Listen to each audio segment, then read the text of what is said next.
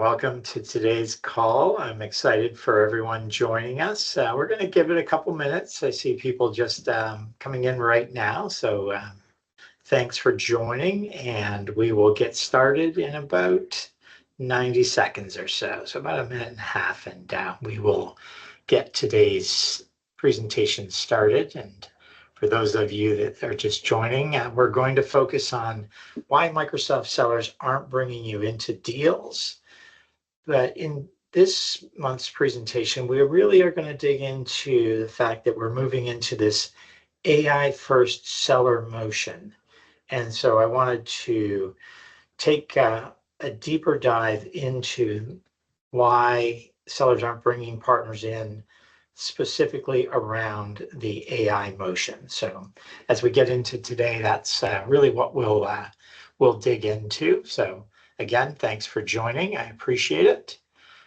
And thanks for the clap. I appreciate that too. We'll get started here in about 30 seconds or so.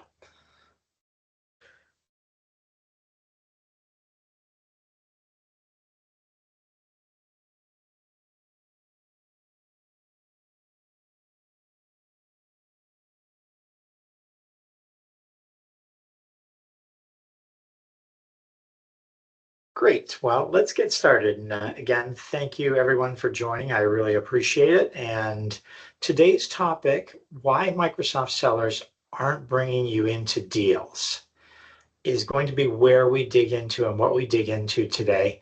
But we're going to look at it from an AI motions perspective. So looking at it and thinking about Microsoft sellers and what they're doing around AI and working with partners that have this AI first motion or mentality. So with that, before I jump into the meat of today's presentation, I just want to share with you what today's call is not.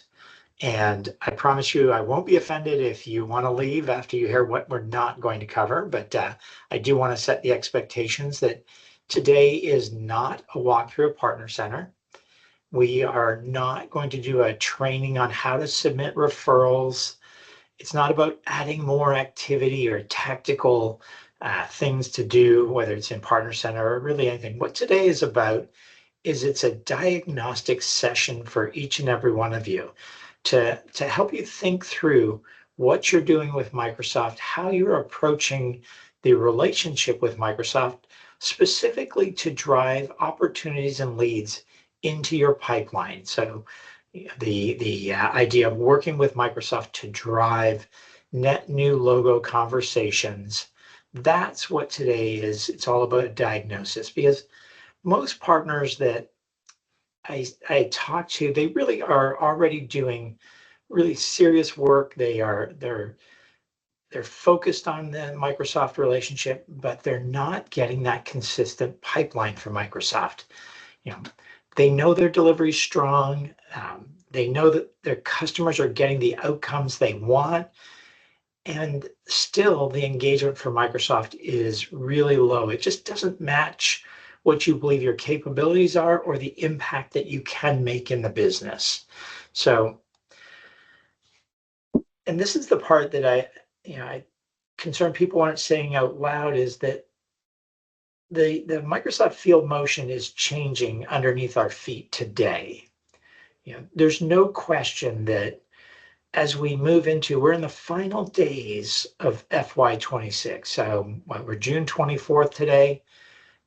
In 6 days, that will be it. We will be done with FY26. And it's no secret that we are going to be moving into an AI first fiscal year with Microsoft.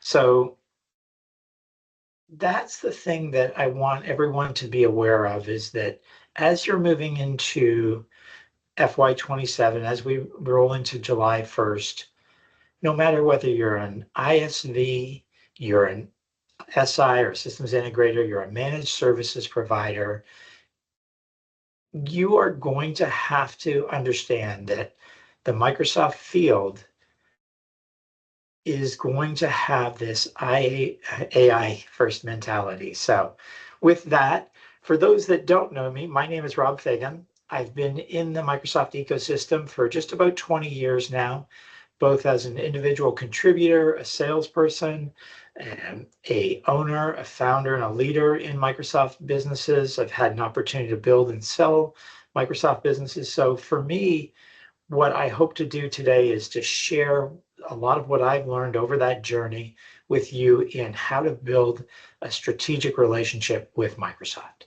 So let's get started, but I want to start with the patterns that I see, or the main pattern I see when it comes to this relationship or this strategy of building a relationship with Microsoft. So you spend time, and partners spend time earning the certs. They join the programs, attend the briefings. We have MCAPs coming up here in 3 weeks or 4 weeks from, actually just shy of 4 weeks from today. So you're doing the right things there. You could even be submitting referrals. You're building relationships. You take it seriously. You really do take your business seriously. You're investing real time, you're investing real money, and organizational focus. But underneath all of it is an expectation. If we do this, we at some level expect Microsoft to reciprocate, to give us something to join us in that momentum that we created and work with us. But what partners rarely say out loud is that at the end of the day, you are invisible to Microsoft if you're not doing a few things correctly. And I want to be clear here. I did not say you're rejected by Microsoft. It's rather you're not prioritized. You're not even visible. You're at the end of the day, you're invisible to Microsoft, and that's very different. You're not careless. You weren't careless about what you were doing. Your activity was absolutely there. You're putting in the long days. You're putting in the real effort, and still Microsoft is not responding. And that gap is what I want to cover today, because I see it so often. I can't tell you the number of times I've heard people say to me, well, we had this great call with Microsoft and it went nowhere. And so, there's a very specific reason or reasons for that. And we are going to dive into those for the next 30 or so minutes. So let's get started. Again, I've watched this pattern happen across partners of every size, of every type, of every different solution area, different geographies, different team structures. It's constant. One of the constants is that partners have strong delivery. They have real customer outcomes. They genuinely have solid capabilities. And still they have this flat pipeline with Microsoft. It's either flat, it's sporadic, and more importantly, it's impossible to attribute anything repeatable. To really build out as leaders and founders in our businesses, we need to be able to predict with some level of accuracy what our pipeline is going to look like. And when that gap persists, in most founders that I talk to, they fall into one of two buckets. First, they feel like they have a visibility problem. That's a visibility with the sellers, with Microsoft management, with really just visibility across the board when it comes to working with Microsoft. And if it's not that, then the other thing I hear from founders and leaders inside of these partners is that they need the right introduction. And I totally can understand that. I can appreciate it. Both of those things feel absolutely reasonable.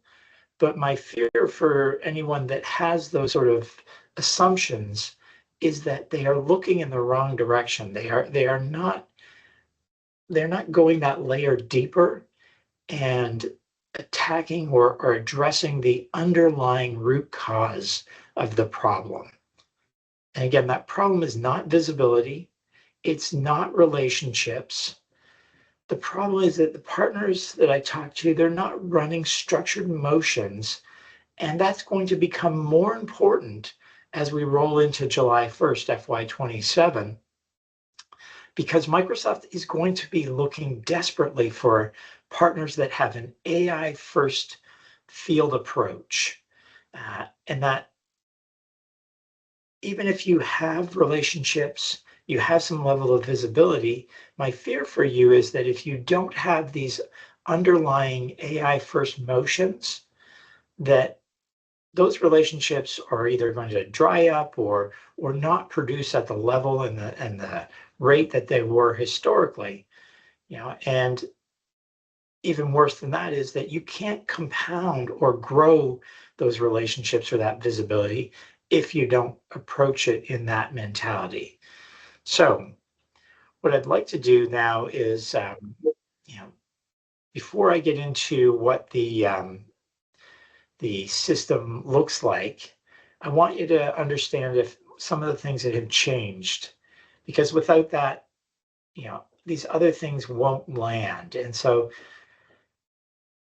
we can go back a year, 2 years, 3 years. We don't even have to go back that far to see that the way Microsoft is starting to surface this telemetry about partners is very different than how it worked historically. Historically, and I know this firsthand in that I leveraged some of the tactics of building relationships, and that these sellers would pick partners based on those relationships or hallway conversations, dinners after Ignite, or you know, you got to that place where that was your sort of main strategy.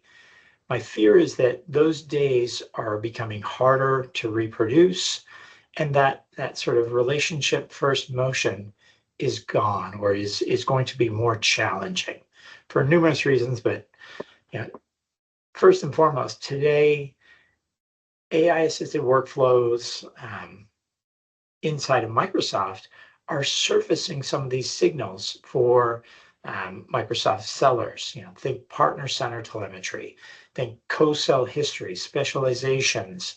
In Marketplace, they're doing a ton of work around AI and surfacing offers for customers and for Microsoft sellers. And so the system reads the data that we're putting into Partner Center, putting into Marketplace, putting into our co-sell motions. And that's another avenue that we need to be aware of when we're thinking through these AI first motions. So, again, if those signals are incomplete or not where they need to be, or not even there, just completely not there, the sellers will never see some of this telemetry that helps them select the right partners for what they're trying to do. And again, it's not that they're rejecting you. It's not that they have something against you. It's just that your information was never surfaced to them. And that's one of the key shifts that we're experiencing right now in real time, is that there's going to be a lot of strong partners that are just sitting on this flat pipeline, or not getting the exposure that they maybe historically did. So, again, and I'll talk about this again in a moment, but I'm not advocating for not building relationships or not focusing on visibility. These are important things, and we must continue to do them. But the playing field is shifting under our feet, and part of what we have to do in this new AI first motion is recognize that even inside of Microsoft, how they select partners is changing. So with that, let's go on to the first problem, which is the visibility diagnosis. I want to talk a little bit more about that. So, again, I mentioned this before, is, if the sellers don't know us and we just fix that, you can invest in being at more places, going to local Microsoft offices, going to conferences, events, getting introductions, just trying to get your name into the room itself. That's not wrong. I encourage you to do these things, but don't forget these sellers aren't out there, they're not free agents looking for new partners. They are moving from meeting to meeting to meeting, from deal to deal to deal. They're under significant quota pressure, and that's only going to get worse. I've and just talking with some of the field sellers, the expectation is that their quota for Copilot and for AI centric offers inside of the Microsoft platform is going to significantly increase in FY27. And we as a partner community, we need to be aware of that. We need to know that because that's critical to how we set up the motions that I'll talk about here in a few slides. But when a seller decides who to bring into an active opportunity, they're not browsing, they right now are defaulting to the partner they already know how to use, the one that they can justify to the manager, the one who reduces their risk. And that doesn't get solved by more visibility. It doesn't change the sort of internal calculations they're doing in their head. I had a chance to sit with a seller recently, and I asked them, why isn't he bringing in, or why does he keep bringing in the same partners when there's a ton of other really good partners out there? And he wasn't trying to be dismissive or anything. He just said, because right now I just don't have time to figure out the new ones. And it wasn't personal. It was completely operational for him. And that's not a problem that visibility alone is going to solve. So that's the first challenge, is that visibility challenge. Next, I want to talk about the second diagnosis that I mentioned, which was the relationship diagnosis. And that one, for me personally, back in the day, this is probably the more seductive of the two, because relationships absolutely matter, and they matter a lot. But the thing that we all, I think, can acknowledge if you've been in the Microsoft ecosystem for any length of time, one of the real truths, and we're about to go through this again here in a few weeks or less than a few weeks, is that people move, territories shift, reorgs happen, incentives are going to change. I personally have had quarters where I felt deeply, deeply connected to the field. I was having active conversations. I was sharing pipeline in both directions. We had some real trust. And then in one particular year, Microsoft made a huge internal move. And everything almost overnight dried up for me. It literally went from full steam to nothing. And it wasn't that I had done anything wrong. There was nothing that, they're like, oh my goodness, we can't work with you anymore. It was just an absolute reset on behalf of Microsoft, or internal to Microsoft. And the team that I was working with literally just got wiped out. They all moved into different areas, and it was a big shift. One of the shifts from M365 into Azure, the teams I was working with, specifically I was working with, had that move, and their focus left M365, went directly to Azure. So it was a huge shift. And that's the fragility of a relationship first strategy for a partner. It lives in the person. And when that person moves, you're rebuilding from scratch. And so again, I want to emphasize this. I am not arguing against building relationships. You absolutely have to. They're essential, but they're the output of a system. They have to be the sort of end result of an underlying system that you have, and not the system itself. And that was the trap I fell into, was that the relationship was the system. And that is what caught us off guard. That's what, going from 100 miles an hour to full stop feels like, is the person leaves, system stops.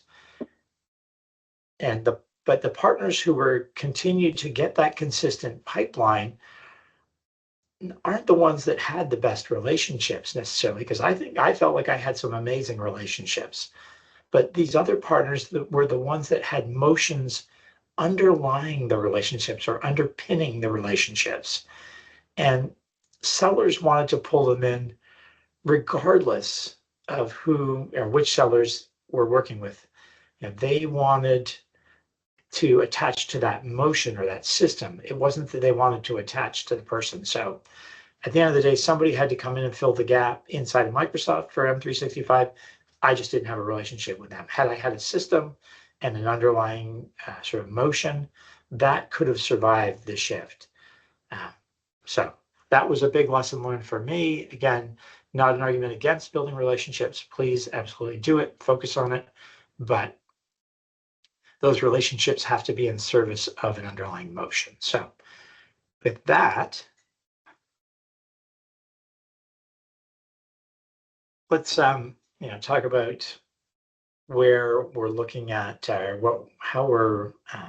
what's pointing to today here. The certs, the programs, the referrals, the relationships, the visibility place, none of it's wrong, but none of it is a system. And here's the uncomfortable truth about a large organization like Microsoft. It doesn't reward us for hustle. It rewards us for predictability. Sellers are not evaluating you as a partner based on how many hours you put in a day. They are evaluating you on fit. And they need to know that they can explain. So if I'm a Microsoft seller, can I explain why you as a partner belong in this deal? Do I know exactly as a Microsoft seller when to pull you in? And more importantly, do you make my job easier or do you make my job harder? If any of those answers are unclear in the mind of a seller, even slightly, even in the remotest way, the seller is going to default to someone else. Not because you're less capable, but because you are less predictable. And that was a big lesson for me, is that level of predictability, of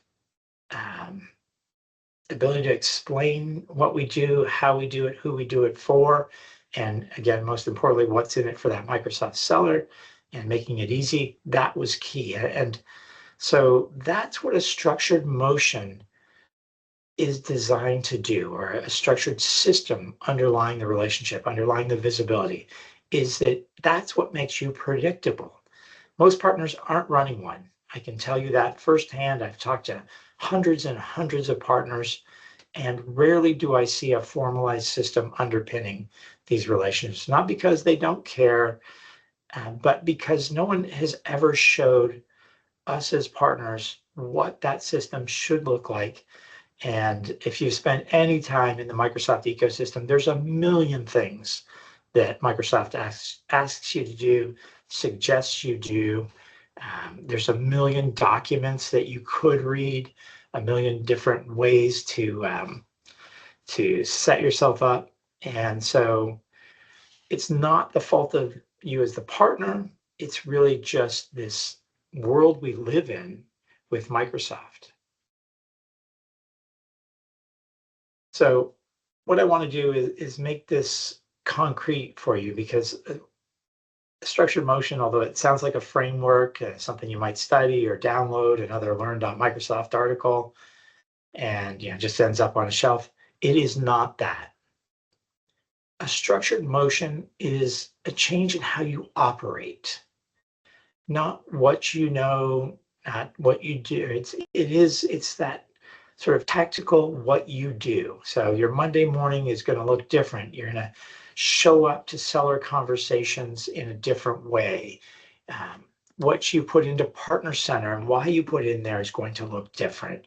How you create and handle co-sell opportunities is going to look different. And the word that matters so much here is legibility, the ability for a Microsoft seller to see it, to understand it, to be able to communicate it quickly, seamlessly. And that's what the motion is designed and installed to do, is to make that seamless, frictionless engagement between you, the partner, and the Microsoft sellers. Because sellers, let's be honest, they don't have the time or the desire to figure you out. They don't have the time to figure out the services you provide or the software that you offer. That's just not, they don't have the time to do that. And what we want to do is build that into the system so that it's simple. The system knows where you fit in, and it is easy to do. And the 4 things to follow here. The seller knows when to pull you in. They understand that your offer aligns to their scorecards. So think AI again. Their scorecards are important to them. They must hit those metrics to be successful in their own roles. And so that's key there. And then finally, or next, is that you're not chasing pipeline, you're building pipeline. That's one of the sort of mindset shifts that partners need to have. And then finally is that the system holds across reorgs, pivots, changes in personnel. That's what we want to build. And so, it is so critical that you focus on having that system in place to support all of the efforts that you're doing around relationship building, driving visibility. So let's talk about a recent example that we were working with a partner, and the before state really for them was challenging. It wasn't that they were careless. They had been in the ecosystem for 6+ years. They had established some early on relationships. They were doing some of the work in Partner Center, including submitting some referrals. So on paper, it felt like they were doing the right things, or they personally felt like they were doing the things Microsoft asked them. But from the inside, Microsoft wasn't engaging. It wasn't like the right opportunities weren't there yet. They weren't landing. From the outside, when a seller was looking at them, the picture was incomplete. They had some of the signals there. They weren't capturing their co-sell history. They weren't capturing the good work that they had done, the specializations, the designations that they held weren't mapping to the motions that the sellers were running in that particular case, or in this particular case. So the system they weren't categorizing. Microsoft wasn't able to have a seamless, what I call Rolodex moment with this partner. They just couldn't categorize them, so they didn't. They just ignored them. And when we installed a motion with them, we didn't change their solution areas. We didn't change their delivery model or get them a new executive sponsor. What we changed was how they showed up inside of the Microsoft system, how they showed up in front of a Microsoft seller. We simplified the messaging so that Microsoft could answer those questions we talked about on that previous slide of who you are, what you do, how you do it, who you do it for, and most importantly, what was in it for the Microsoft seller. And within a couple short months, they went from nothing to actually engaging on 3 active co-sell opportunities with a Microsoft field salesperson. Not because they had done anything differently, not because they were working harder or more hours. It's because they had become an obvious choice for a specific kind of deal. And that was one of the key shifts that they made, was that they just clarified where they fit. They clarified how they work. They clarified what they accomplished for the Microsoft seller. And this wasn't something that took them years to do. Within a quarter, they were starting to see a shift in what they what they were realizing in terms of business with Microsoft. So that's a really important takeaway, is that this isn't re-engineering your whole business. This is re-engineering how you show up in the eyes of a Microsoft field person or Microsoft seller. So let's get into what the sort of levers are in the motion itself. So if you look at this slide, one of the things that I see so often is that Microsoft partners treat each one of these things as this sort of separate problem. Yeah, messaging is a marketing problem. Partner center is an administrative problem. Relationships, that's for the sales folks. Co-sell, that just lands in no man's land. Or activation, it lands in this, is it you? Is it me? Is it them? And when those four are misaligned, when your messaging says one thing, your signals say another, your co-sell history is either thin or non-existent, sellers can't build that picture that we talked about on the previous slide. They just don't know. And when they don't know, that produces ambiguity, and ambiguity produces risk. And risk says to the Microsoft seller, I'm going to go find someone else. But the difference is when all four of these things align, a seller looks you up, sees a clear story, understands exactly when to use you, and confirms you've performed in motions like this before, the decision becomes much easier. There becomes less and less risk. It almost becomes obvious that you're the partner to solve that problem. And that alignment is not accidental. It is installed deliberately. So let's look at this next slide here, which is going to talk about each of these four components, lever by lever.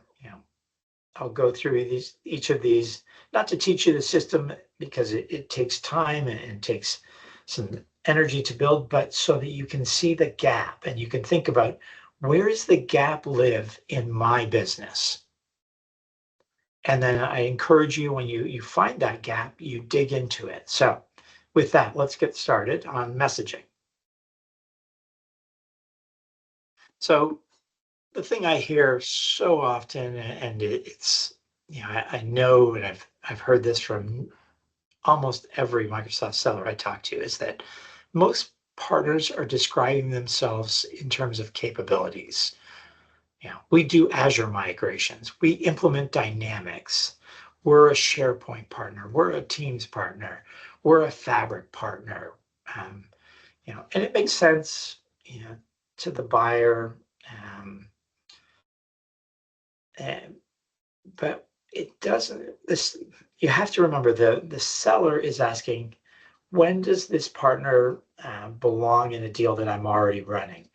And they're thinking about it in terms of the problem they're trying to solve. So yes, they have to deploy Azure. Yes, they have to sell Microsoft 365 licenses, but they have to know that you're connecting the dots to something that the pain the customer's feeling. There has to be some type of outcome involved here. And so that when the Microsoft seller hears this problem, they think this partner. And that's a disconnect that a lot of partners have, because Azure, as we all know, can do a million things. Fabric can, is a big product with a lot of different capabilities. Dynamics is the same. Doesn't matter what product you pick in the Microsoft portfolio. There's capabilities galore inside of each and every product. But when we can tie the business problem back to the seller and make that intuitive leap, or they shorten the bridge, or the gap that the Microsoft seller has to cross to put that problem to you as the partner, that's the win in messaging. So I encourage you to think about that. Next is, I call this signals. And, I'm going to say right up front, guilty as charged. Partner Center is probably one of the most underused assets inside of the Microsoft partner ecosystem, because partners treat it like a compliance requirement, like an administrative nightmare or headache. And, as I said, guilty as charged. Early on, back in 2015, 2016, 17, I was just like, no, this is too much. It's a waste of time. It's not. That is the absolute wrong mentality, because today Microsoft is treating Data and Partner Center like telemetry, and it's real-time telemetry. So having strong, deliberate, maintained signals inside of Partner Center that surface in the Microsoft workflows is critical. So I want you to pause for a moment and think about what that looks like inside of your business. Do you treat Partner Center like an administrative nightmare? Is it this thing that just has to get done, and I'm going to push it down to the lowest person on the totem pole? And so take some time, think about that. Relationships, again, I want to remind everyone that relationships are important. But the installed motion is what changes the basis of the relationship. So you have to ask yourself, these relationships, are they just calling you because they know and trust you, the person? Or are they calling you because you have a system you take a customer through? They trust the system. They know the system works. They have a good feel for how quickly you can move a customer through your internal sales process. If that's the foundation of your relationship, that is a relationship based on strength that you can pivot to the next seller and the next seller and the next seller. If you're stuck with just one person because they know you, but they're not sharing that relationship you have, it's because they don't believe there's a system underneath it. They do believe you can do the work. They do believe in you, the person, but they don't necessarily believe that if they handed you off to 10 other sellers, that you could rinse and repeat it. And so a couple of things. They don't want to risk losing access to you, but more importantly, they don't want to risk introducing you to someone and having you drop the ball on them. So that's a couple different things to think about from the relationship perspective. And finally, the activation. This is where most pipeline breaks down. Partners react. If you have inbound, you're reacting to that you want to create a motion where opportunities are proactively created, both from you and from Microsoft. They're handled in a very specific way. So when a seller comes back to you, they know exactly what to expect. And it's really a system that you can scale. And that's where Microsoft starts to believe that you are the partner to lock arms with and go forward, because they believe that your system is the right system to help them achieve their goals, not just the customer goals, but their personal goals of hitting quota, hitting their scorecard metrics. And that's what activation is about. It's about creating this co-sell system that relies on each and every one of the levers to deliver a consistent experience time and time again. Okay, so let's move on here, and I'll be super upfront here, and I see this over and over again, is that the cost of not having a structured motion isn't dramatic. This isn't something that's going to end your business tomorrow. It doesn't show up as a crisis. Although in some cases it can.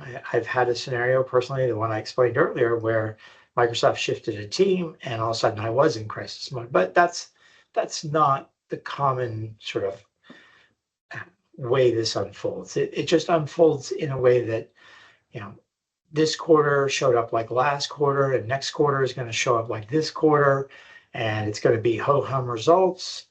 Everything is going to look roughly like the last one, some pipeline, some co-sell activity, some promising relationships.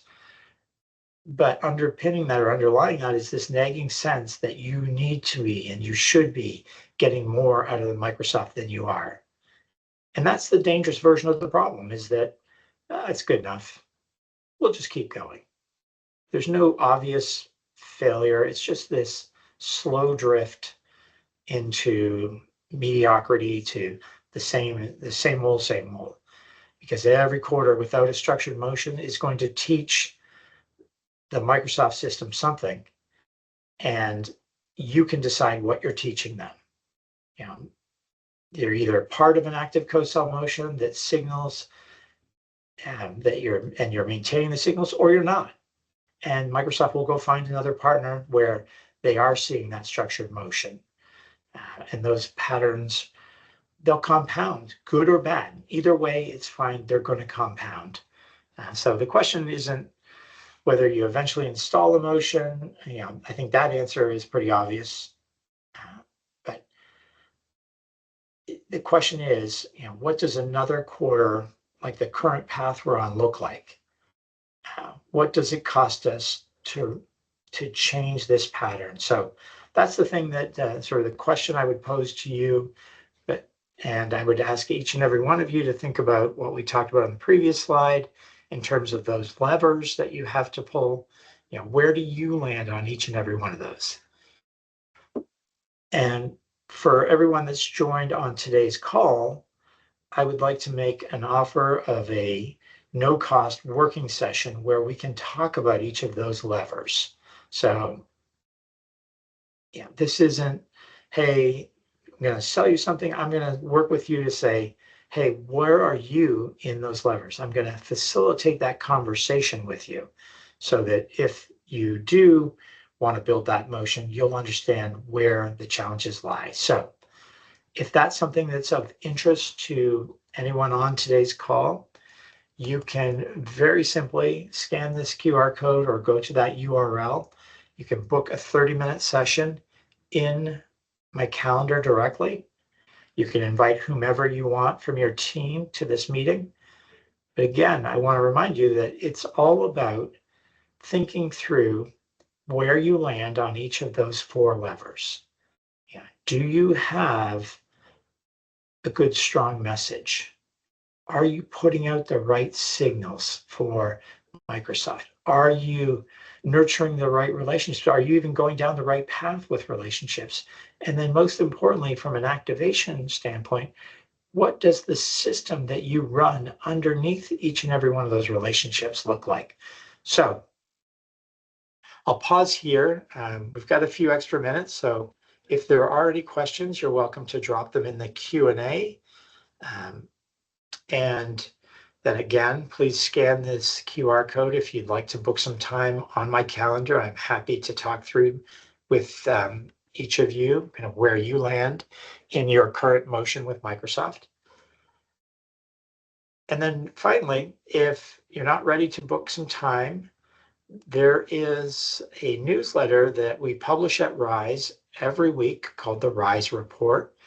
And in this report, we try and share something unique, we try to teach something every week, something that we believe you need to know as a Microsoft partner, whether that's because of things that are changing, because of the underlying mechanics of Microsoft programs. We try and cover it from all different aspects. But again, if you aren't already signed up, I would encourage and ask you to subscribe to the RYZE Report. If you found today's presentation useful, this is going to be an additional asset for you. But again, for those that want to spend some time, go deeper on the motion that you have, the system that you have underpinning your Microsoft relationship, please book some time on my calendar. And with that, I'll just take one last look here in the quick Q&A. I don't see any. There is actually a question in there, Rob. You referred to messaging. Where should this be visible? On our websites, marketing initiatives, or PC, and where on PC? Great question. So when I talk about messaging, I'm not talking about your market-facing messaging. I'm not talking about your traditional customer-facing marketing messages. I'm going to assume as a business leader, owner, founder, you have that worked out. You know the business problem you're solving. When I refer to messaging, I'm specifically referring to how you communicate to a Microsoft seller. So that can be leveraged inside a partner center. It can be leveraged inside of your business profile. It can be if you're creating co-sell ready assets for Microsoft, it can be found in those. And more importantly, it's found in the conversations that you have with Microsoft. When you meet a Microsoft seller for the first time, or you're been invited to meet with a Microsoft executive, there's a few questions going through their mind that they have to answer very quickly before they can determine, is this worth it for me to spend time with you? So you have to think about, who you have to answer the questions of who you are, what you do, how you do it, who you do it for, and then what's in it for Microsoft. Those are some of the things that are floating through their minds. And so that messaging, again, Partner Center, yes, it lives there. Co-sell, it lives there. But most importantly, it lives in the conversations you have with Microsoft. That's where understanding and having a strong message is so critical. So I hope that answers your question, Altif. And if there are any more questions, I'm happy to answer those.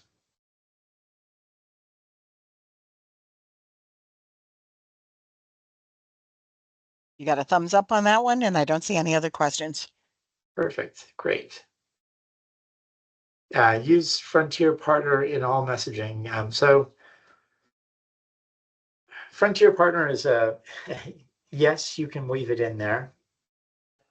What I would argue is that what do you mean? And it's a bigger, tougher question to answer is when you say Frontier Partner, what does that mean to you? What does it mean to the person you're speaking with? You can think of a Frontier Partner in one way of being customer zero. You can think of a Frontier Partner as creating AI-centric, AI-first, or agentic offers. So there's lots of ways to couch what a Frontier and who a Frontier Partner is, but it is part of the buzzwords or the language of the day. So having it in there is not going to hurt you, but understanding what a Frontier Partner means to you and what it means to them is important as well. So I hope that answers that follow-up question for you.